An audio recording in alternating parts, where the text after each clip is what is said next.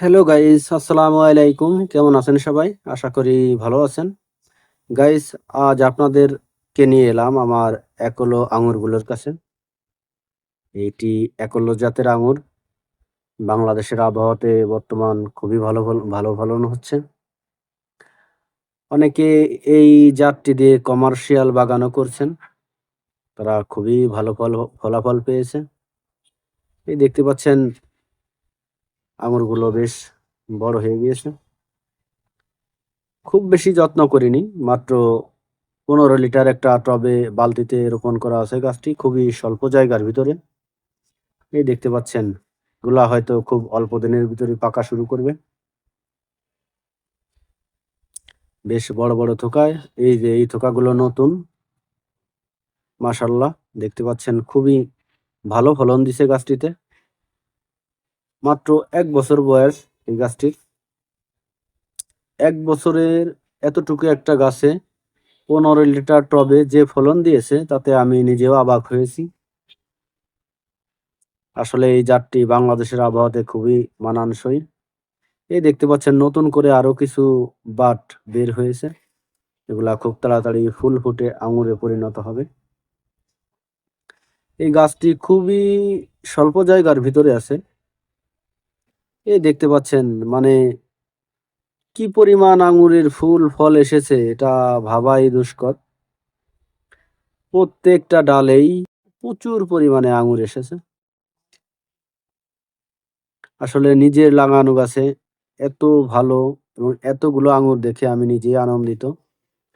হয়তো আগামীবার ২-১ টা গাছ এই জাতেরই ২-১ টা গাছ আরো তৈরি করব। যারা এই জাতের চারা চান তারা অবশ্যই কমেন্টে জানাবেন।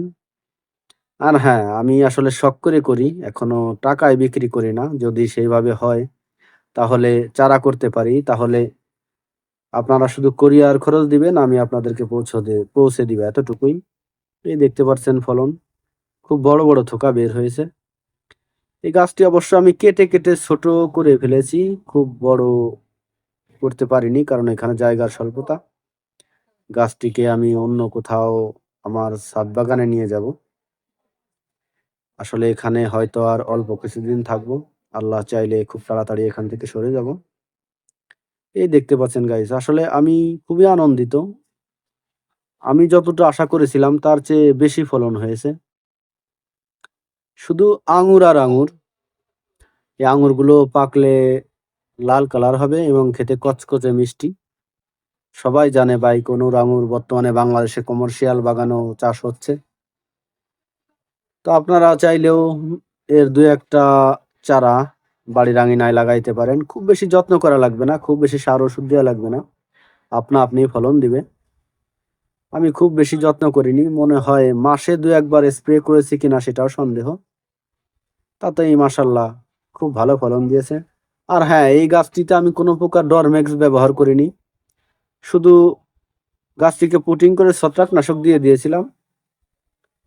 এতেই যে পরিমাণ ফলন হয়েছে হয়তো ডরমেক্স দিলে আরো বেশি হতো। তো তারপরেও মাশাআল্লাহ আমি অনেক খুশি। আর যারা আঙুর বাগানী ভাইয়েরা আছেন, পরবর্তীতে কি করলে এই গাছে বেশি ফলন আসবে আপনারা যারা জানেন অবশ্যই জানাবেন। আর আমার এই চ্যানেলটি নতুন, তাই আপনাদের সবার কাছে রিকোয়েস্ট থাকবে আমার চ্যানেলটি অবশ্যই সাবস্ক্রাইব করবেন এবং পাশে থাকবেন। পরবর্তী আপডেট দেখে আপনাদের মতামত অবশ্যই জানাবেন। আজ এ পর্যন্তই। ধন্যবাদ সবাইকে। ভালো থাকবেন সবাই।